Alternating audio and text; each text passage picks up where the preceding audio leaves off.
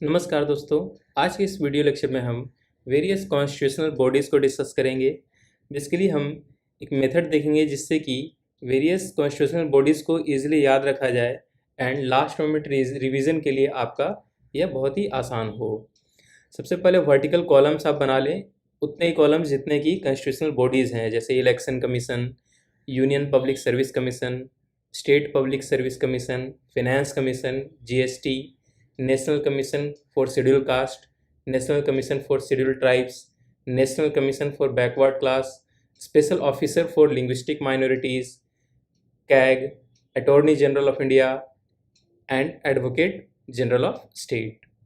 And अगर आप horizontally देखें तो इस पे आर्टिकल्स, किस आर्टिकल में इनका नाम मेंशन है, कंपोजिशन या अपॉइंटमेंट कौन करता है, जॉब कंडीशंस क्या है, रिमूवल कैसे होगा, इनके लिए क्वालिफिकेशंस क्या मेंशन्ड हैं कॉन्स्टिट्यूशन में, पोस्ट रिटायरमेंट क्या रहेगा एंड फंक्शंस क्या होंगे।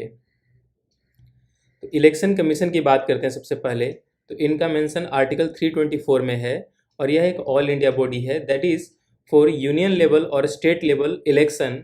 यह इलेक्शन कमीशन सेम होगा जो दोनों का इलेक्शन को कंडक्ट करवाएगा। अपॉइंटमेंट बाय प्रेसिडेंट होता है एंड कंपोजिशन देखें तो एक चीफ इलेक्शन कमिश्नर होते हैं प्लस 2 मोर इलेक्शन कमिश्नर्स होते हैं, जिसमें दोनों election commissioners and chief election commissioners की पावर जो है वो सेम होती है। जॉब कंडीशन देखें तो ये 6 साल के लिए होते हैं या फिर 65 ईयर्स जो भी पहले हो। सैलरी अलाउंस एंड परक्यूसिट्स की बात करें इलेक्शन कमिश्नर्स की तो ये जजेस ऑफ सुप्रीम कोर्ट के इक्विवेलेंट होती है। रिमूवल भी जजेस ऑफ सुप्रीम कोर्ट के जैसा ही होता है। क्वालिफिकेशन कॉन्स्टिट्यूशन में मेंशन नहीं है इनका। पोस्ट रिटायरमेंट की बात करें तो no bar on reappointment in government, इनको फिर से रीअपॉइंट किया जा सकता है और इसलिए इनका कोई भी स्पेसिफिक टर्म नहीं है। ये सेकेंड टर्म के लिए भी आ सकते हैं, थर्ड टर्म के लिए भी आ सकते हैं as election commissioners. Functions mainly इनका डिलिमिटेशन ऑफ कंस्टिट्यूंसी है कि जब कंस्टिट्यूंसी होगा इलेक्शन के टाइम पे तो उसका क्या क्या साइज होना चाहिए according to their population. Conduct और cancel elections, grant recognition to political parties and various other functions जो हम डिटेल में एक नेक्स्ट वीडियो में देखेंगे। सेकेंड आते हैं यूपीएससी। तो इनका मेंशन आर्टिकल 315 टू आर्टिकल 323 है। यह सेंट्रल गवर्नमेंट की एजेंसी है, दैट इज़ ये रिक्रूटमेंट केवल सेंट्रल गवर्नमेंट के लिए करते हैं, स्टेट गवर्नमेंट के लिए स्टेट पीएससी है। कंपोजिशन देखें तो इसे प्रेसिडेंट अपॉइंट करते हैं यूपीएससी मेंबर्स को। इसमें चेयरमैन होते हैं प्लस 9 to 11 मेंबर्स होते हैं। कॉन्स्टिट्यूशन ने फिक्स साइज नहीं दिया हुआ है। अगर इन्हें रिज़ाइन करना होता है तो अपना रिजिग्नेशन लेटर ये प्रेसिडेंट को देते हैं। जॉब कंडीशन की बात करें तो ये 6 ईयर्स के लिए होते हैं या 65 ईयर्स के लिए जो भी पहले आए। इनकी salary allowance and pensions consolidate fund of India से चार्ज होती है। रिमूवल की बात करें तो ये बाय प्रेसिडेंट, ये प्रेसिडेंट इन्हें रिमूव करता है, लेकिन आफ्टर सुप्रीम कोर्ट एक इंक्वायरी करे एंड प्रेसिडेंट को एडवाइज करे। कॉन्स्टिट्यूशन ने मेंशन किया हुआ है grounds of removal, that is misconduct होगा इनका, अगर ये इंसॉल्वेंट है, बैंकरप्ट हैं, हो जाए, other office of profit hold किया हुआ है, जैसे अपार्ट फ्रॉम मेंबर किसी और जॉब को ये ऑक्युपाई किए हुए हैं, इन्फर्मिटी ऑफ माइंड और बॉडी हो, इस कंडीशंस पे इन्हें रिमूव किया जाता है। तो आप देख रहे हैं इलेक्शन कमीशन को एज ए सिमिलर टू जजेस ऑफ सुप्रीम कोर्ट रिमूव किया जाता है, बट यूपीएससी के मेंबर्स के लिए कॉन्स्टिट्यूशन ने स्पेसिफाई कर दिया है। क्वालिफिकेशन की बात करें तो कॉन्स्टिट्यूशन में कोई भी मेंशन नहीं है, बस यह है कि 50% से ज़्यादा मेंबर्स जो हैं या 50% मेंबर्स जो हैं उनका 10 ईयर्स का गवर्नमेंट में एक्सपीरियंस होना चाहिए, या तो गवर्नमेंट ऑफ इंडिया में या गवर्नमेंट ऑफ किसी स्टेट में होना चाहिए। पोस्ट रिटायरमेंट इनका not eligible for government employment, कि आफ्टर टेनर कंप्लीट होने के बाद इन्हें फिर से कोई गवर्नमेंट एम्प्लॉयमेंट नहीं मिलती है और ना ही इनका रीअपॉइंटमेंट होता है। फंक्शन क्या है, they are the watchdog of merit system in India. System चलाने के लिए मेरिट सिस्टम होना चाहिए एंड उसका वो ध्यान रखते हैं। नेक्स्ट आते हैं तो स्टेट पब्लिक सर्विस कमीशन, इनका भी मेंशन आर्टिकल 315 टू 323 में है। यह स्टेट गवर्नमेंट के स्पेसिफिक होते हैं। इनका अपॉइंटमेंट जो होता है वो गवर्नर करता है। इसमें भी एक चेयरमैन होते हैं प्लस मेंबर्स होते हैं। मेंबर्स की साइज कॉन्स्टिट्यूशन ने फिक्स नहीं की है। अगर इन्हें रिज़ाइन करना हो तो ये गवर्नर को लेटर देते हैं। जॉब कंडीशन की बात करें तो ये 6 ईयर्स के लिए या फिर 62 ईयर्स के लिए होते हैं। ध्यान रहे, सेंटर की बात करें, यूनियन की बात करें तो 65 ईयर्स है, यहाँ स्टेट के लिए 62 ईयर्स है। और इनका सैलरी अलाउंस एंड पेंशन जो है वो कंसोलिडेट फंड ऑफ स्टेट पे चार्ज होता है। रिमूवल बाय प्रेसिडेंट होता है, अपॉइंट गवर्नर करता है, बट अगर इन्हें रिमूव करना हो तो ये केवल प्रेसिडेंट ही करता है। वो भी कैसे? Similar to UPSC member, that is Supreme Court इसमें इंक्वायरी करेगा एंड प्रेसिडेंट को एडवाइस करेगा।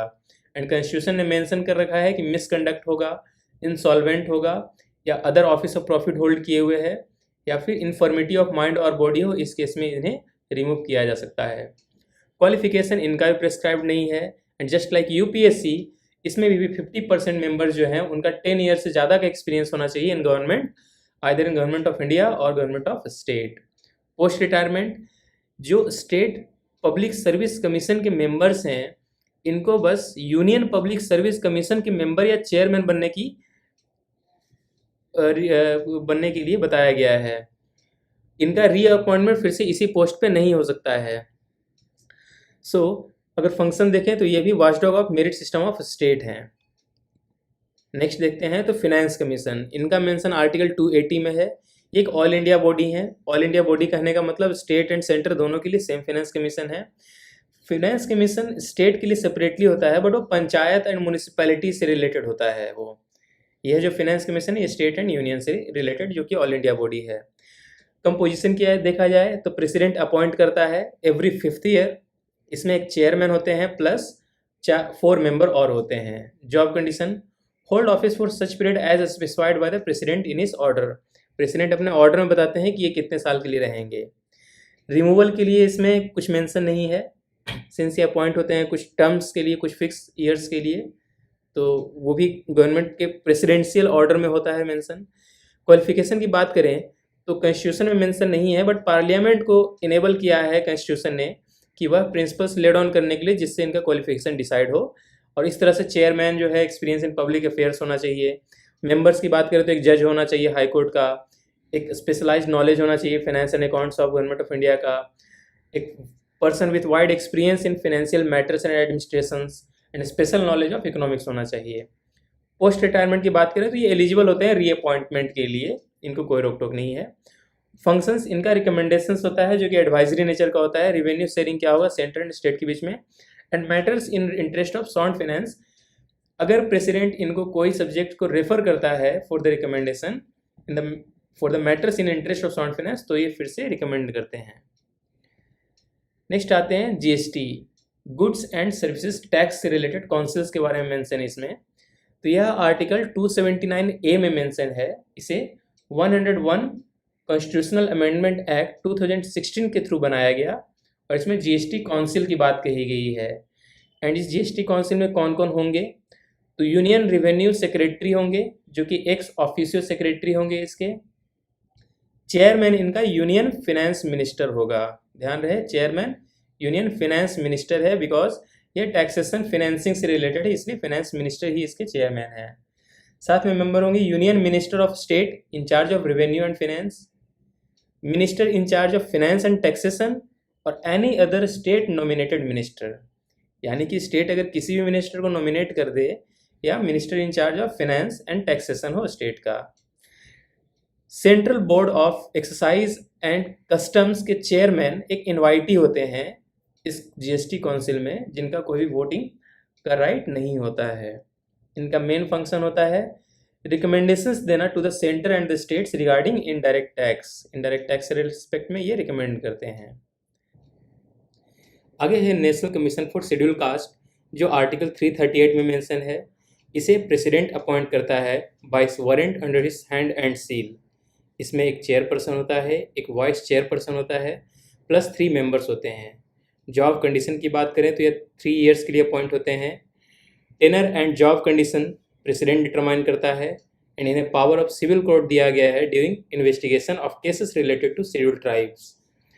फर्दर कमीशन जो है वह एनुअल रिपोर्ट अपना प्रेसिडेंट को सबमिट करता है, जो इसे पार्लियामेंट के सामने प्रेजेंट करता है। कॉन्स्टिट्यूशन ने स्पेसिफाई नहीं किया है इसके क्वालिफिकेशन को, टेनर को, सैलरी एंड अलाउंसेस को, सर्विस कंडीशन को एंड प्रोसीजर फॉर रिमूवल को। इसका मेन फंक्शन होता है investigate and monitor all matters relating to the constitutional and other legal safeguards for the schedule castes. Next है national commission for schedule tribes. इसका mention article 338A में किया गया है। इसे भी अपॉइंट प्रेसिडेंट करता है under its warrant under his hand and seal. Chairperson होता है, वाइस चेयरपर्सन होता है, प्लस 3 मेंबर्स होते हैं। इसका भी जॉब कंडीशन देखें तो 3 ईयर्स के लिए अपॉइंट होते हैं ये। Tenure and job condition president determine करता है। पावर ऑफ सिविल कोर्ट होगा इन्हें भी वाइल इन्वेस्टिगेशन। कमीशन अपना एनुअल रिपोर्ट प्रेसिडेंट को सबमिट करता है जो इसे पार्लियामेंट के सामने रखता है। इसमें भी कॉन्स्टिट्यूशन ने स्पेसिफाई नहीं किया है कि क्वालिफिकेशन क्या होगा, टेनर क्या होगा, सैलरी क्या होगा, अलाउंस क्या होगा, सर्विस कंडीशन क्या होगा एंड प्रोसीजर फॉर रिमूवल क्या होगा। ये सब प्रेसिडेंट अपने प्रेसिडेंशियल ऑर्डर में डिफाइन करते हैं। इसका भी मेन फंक्शन है investigate and monitor all matters relating to the constitutional and other legal safeguard for the scheduled tribes. Next है national commission for backward classes. इसे आर्टिकल 338B में मेंशन किया गया है, जिसे 102 कॉन्स्टिट्यूशनल अमेंडमेंट एक्ट 2018 से introduce किया गया है इसे कॉन्स्टिट्यूशनल स्टेटस देने के लिए। अर्लियर ये स्टैट्यूटरी कमीशन था जो कि पार्लियामेंट बाय लॉ बनाई थी। अपॉइंटमेंट की बात करें तो ये प्रेसिडेंट अपॉइंट करता है इन्हें under warrant under his hand and seal. इसमें भी चेयरपर्सन होते हैं, वाइस चेयरपर्सन होते हैं, प्लस 3 मेंबर्स होते हैं। टेनर की बात करें जॉब कंडीशन की तो 3 ईयर का टेनर होता है। Tenure and job condition president determine करते हैं। इन्हें भी पावर है सिविल कोर्ट का ड्यूरिंग इन्वेस्टिगेशन। कमीशन अपना रिपोर्ट प्रेसिडेंट को सबमिट करती है जो इसे पार्लियामेंट के सामने रखते हैं। इसमें भी कॉन्स्टिट्यूशन ने कोई स्पेसिफाई नहीं किया है qualification, tenure, salary, allowance, job, service condition and procedure for removal के लिए। फंक्शंस इनका भी है investigate and monitor constitutional and other legal safeguard for the backward classes. Next है special officer for linguistic minorities, जिसे आर्टिकल 350B में mention किया गया है। इसे 7th कॉन्स्टिट्यूशनल अमेंडमेंट एक्ट 1956 में इंट्रोड्यूस किया गया। कंपोजिशन की बात करें तो इन्हें प्रेसिडेंट अपॉइंट करता है by warrant under his hand and seal. इसमें बेसिकली जो स्पेशल ऑफिसर होता है उसे कमिश्नर कहा जाता है, जिसका हेड क्वार्टर इलाहाबाद में है। फर्दर इसे असिस्ट करते हैं असिस्टेंट कमिश्नर जो बेलगांव कर्नाटका में है, चेन्नई में है एंड कोलकाता में है। कॉन्स्टिट्यूशन ने स्पेसिफाई नहीं किया यहाँ भी क्वालिफिकेशन का, टेनर का, सैलरी का, अलाउंसेस का, service condition and procedure for removal का। और ये जो ऑफिसर होते हैं अपना इन्वेस्टिगेशन रिपोर्ट प्रेसिडेंट को देते हैं थ्रू यूनियन माइनॉरिटी मिनिस्टर्स जो इसे पार्लियामेंट को प्रेजेंट करता है। इनका मेन काम होगा इन्वेस्टिगेट करना मैटर्स को to safeguard linguistic minorities that is based on language spoken. Next बात करते हैं हम लोग CAG, controller and auditor general का। यह आर्टिकल 148 में मेंशन है। इसका भी अपॉइंटमेंट बाय प्रेसिडेंट होता है under warrant under his hand and seal. Job condition देखें तो यह 6 ईयर्स के लिए या 65 ईयर्स के लिए होता है। पार्लियामेंट डिसाइड करता है कि सैलरी एंड जॉब कंडीशंस क्या होगी इनकी। सैलरी जजेस ऑफ सुप्रीम कोर्ट के बराबर होता है एंड रिमूवल देखें तो जजेस ऑफ सुप्रीम कोर्ट की तरह होता है जैसे कि इलेक्शन कमीशन में था। क्वालिफिकेशन के बारे में कॉन्स्टिट्यूशन ने कहीं कोई मेंशन नहीं किया है। अगर पोस्ट रिटायरमेंट कहें तो इनका कोई भी रीअपॉइंटमेंट नहीं होता है under government, no office under government होता है इनका। फंक्शन क्या है इनका, guardian of the public purse and control entire financial system of country. इनका मेन काम ऑडिट से होता है कंट्री के टोटल एक्सपेंडिचर्स को लेकर। दोस्तों इन 4 चीज़ों में हमने देखा जैसे national commission for schedule caste, schedule tribes, backward class and special officer for linguistic minorities and CAG. इन सब में आपने देखा होगा कि प्रेसिडेंट इन्हें अपॉइंट करता है by warrant under his hand and seal. इसका मतलब क्या हुआ, तो इसका मतलब यह हुआ कि इन्हें इनके अपॉइंटमेंट को प्रेसिडेंट ऑथराइज करता है, वह खुद से करता है by himself and by his own seal which will be testimony for it. अगर आप नॉर्मल अपॉइंटमेंट्स की बात करें तो इसमें प्रेसिडेंट जस्ट एक डिसीजन लेता है कि such and such person will be prime minister और अटॉर्नी जनरल, लेकिन वह फिजिकली इस पर साइन नहीं करता है। It is his secretary of concern department who certify on behalf of the president. तो अपॉइंटेड बाय प्रेसिडेंट जैसे prime minister, attorney general, election commission, member of UPSC हो गए, बट हैंड एंड सील इनका नहीं होता है। इससे एक बेसिक डिफरेंस जो आता है वह status and significance of post में आता है कि जिनका अपॉइंटमेंट प्रेसिडेंट ने under warrant under his hand and seal किया है वो अगर देखा जाए तो वो कॉन्स्टिट्यूशनल अगर स्टेटस की बात करें तो सुपीरियर होता है, जैसे कैग सुपीरियर है with respect to member of UPSC. However अगर देखा जाए तो सेरेमोनियल पोजीशन इन सबको सेम रखा गया है, but still just because president testimony करते हैं इसलिए इनका कॉन्स्टिट्यूशनल पोजीशन ज़्यादा ऊपर है with respect to other appointments by president. तो आगे देखते हैं दोस्तों attorney general of India and advocate general of state को। अटॉर्नी जनरल ऑफ इंडिया के बारे में मेंशन आर्टिकल 76 में है। यह हाईएस्ट लॉ ऑफिसर है for union government, and advocate general of state highest law officer हैं स्टेट के, जो कि 165 में मेंशन है। अपॉइंटमेंट की बात करें तो अटॉर्नी जनरल ऑफ इंडिया का अपॉइंटमेंट प्रेसिडेंट करता है and advocate general of state के लिए गवर्नर करता है। जॉब कंडीशन की बात करें तो कॉन्स्टिट्यूशन ने डिफाइन नहीं किया है टर्म्स ऑफ ऑफिस क्या होगा, ग्राउंड्स ऑफ रिमूवल क्या होगा या रिम्यूनरेशन क्या होगा। इनको रिमूव वही करते हैं जो इन्हें अपॉइंट करते हैं, जैसे अटॉर्नी जनरल ऑफ इंडिया को प्रेसिडेंट रिमूव करता है, एडवोकेट जनरल ऑफ स्टेट को गवर्नर करता है। बेसिकली ये तब रिजाइन करते हैं जब काउंसिल ऑफ मिनिस्टर रिजाइन करता हो या रिप्लेस होता हो, बिकॉज जब वो नए काउंसिल ऑफ मिनिस्टर आते हैं after every election, assembly election, तभी यह अटॉर्नी जनरल का भी अपॉइंटमेंट होता है, एडवोकेट जनरल ऑफ स्टेट का भी अपॉइंटमेंट होता है। क्वालिफिकेशन की बात करें तो they are qualified to be appointed as जज ऑफ द सुप्रीम कोर्ट। इनका बस ये कि जज ऑफ सुप्रीम कोर्ट के बराबर होना चाहिए या जजेस ऑफ हाई कोर्ट के बराबर अपॉइंटमेंट का होना चाहिए। Post retirement no restrictions, constitution ने इनको कोई रिस्ट्रिक्शन नहीं दिया है, ये अपना प्राइवेट प्रैक्टिस भी कंटिन्यू कर सकते हैं। फंक्शन मेनली क्या है, अगर अटॉर्नी जनरल ऑफ इंडिया की बात करें तो ये एडवाइस करता है गवर्नमेंट ऑफ इंडिया को लीगल मैटर्स पे या उन मैटर्स पे जो इनको रेफर्ड किया जाता है बाय प्रेसिडेंट, और ये रिप्रेजेंट करते हैं गवर्नमेंट ऑफ इंडिया को in any court. Similarly advocate general of state जो होते हैं यह एडवाइस करते हैं गवर्नमेंट ऑफ स्टेट को लीगल मैटर्स पे, या इन्हें जो गवर्नर रेफर करता है, एंड ये गवर्नमेंट ऑफ स्टेट को रिप्रेजेंट करते हैं किसी भी कोर्ट में। तो हमने सभी कॉन्स्टिट्यूशनल बॉडीज़ का ब्रीफ डिस्क्रिप्शन देख लिया है, जो इस तरह से आपको एक टेबुलर फॉर्म में मिल जाएगा। दोस्तों अगर आपको कोई भी क्वेरी हो तो आप educateindia1508@gmail.com पे लिख सकते हैं, या आप किसी भी क्वेश्चन या सजेशन को आप कमेंट सेक्शन में भी लिख सकते हैं। आप इसी तरह से वीडियो देखते रहिए। Further videos on Indian polity by M Laxmikanth को अपलोड किया जाएगा। धन्यवाद।